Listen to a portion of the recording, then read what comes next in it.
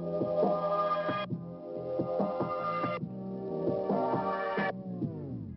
and welcome to Cars and Coffee Stories. We are in San Clemente, California. Next to me is Mike. Nice to meet you. Nice to meet you too. It's a Superformance Cobra. It's a replica car. It's based on the 427 body done by Shelby. I chose to put an original 289 Cobra motor in it though. So that actually is a Cobra motor from '64. Set up as an FIA setup, so it's got the Weber carburetor and all that stuff. Not what you'd normally put in a 427, but I wanted to have something more like the original car, but a little wider and beefier than the 289s. Since when you own this car? Since January. Just got it running a couple of weeks ago. I was overseas in Europe driving around with a different car for a while, so this sat off on the side, and I was working on a Porsche and my Austin Healey, so this one just kind of sat on the side while I finished the others. The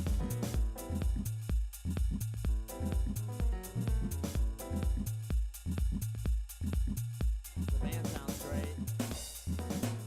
I had a Superformance 66 GT40, sold that, it went over to Belgium, and so it's over there now. Somebody's driving that around fast.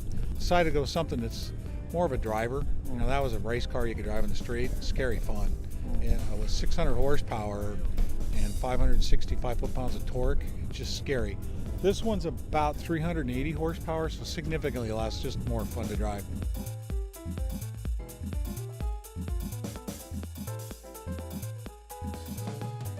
Is there a favorite spot you would go for a ride?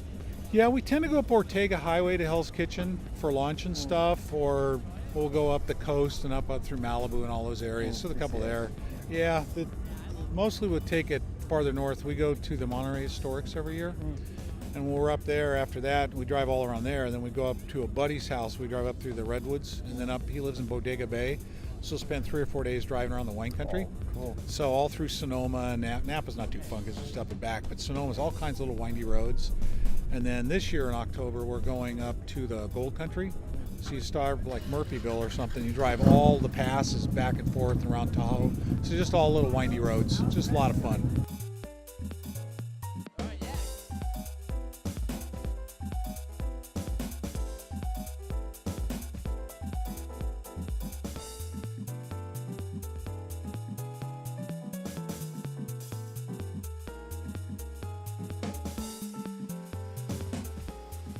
Where's your car passion coming from?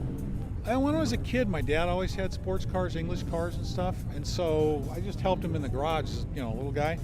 And so it kind of continued with me, and then I did the same thing with my kids. In fact, kind of a funny story, I've always had English cars and convertibles and stuff. And so when I was a kid, my dad would take us for rides under the tonneau cover, and it was a great thing to do. Fast forward, when my kids were little, I would take them for rides, and my daughter hated it. I mean, she hated it. Well, about a year ago, she called to borrow one of the cars to learn how to drive a stick and to drive her daughter around under the tonneau cover. So I guess it wasn't that bad after all. So kind of been doing that ever since. And when I was in college, I would restore them and sell them. People buy them from me. So it was kind of a way of making money for school and to ski and everything. And I just kind of kept doing it. So I've kind of collected a lot of cars over the years.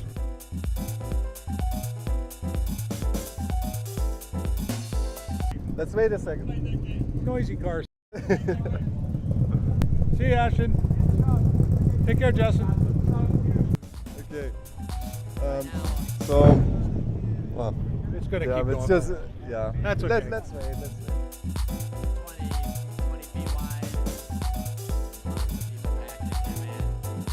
How scary is it to drive one of these? Not so bad. My brother-in-law had one. We took it to the track, and I lost the oil pump on my GT40, so I had to pull off. So he let me get in his Cobra, and I actually found I enjoyed the Cobra more. It was a small track because you can almost drive it like a drift car. You can drive it with the accelerator, and you kind of know where the edge is. It's unforgiving when you screw up, but it was really fun. I never found that edge in the GT40, and I was fearing if you found it, it was going to be at a significantly higher speed. So it's just like a little rocket ship. It's just fun. You know, it's not practical at all, but just really fun.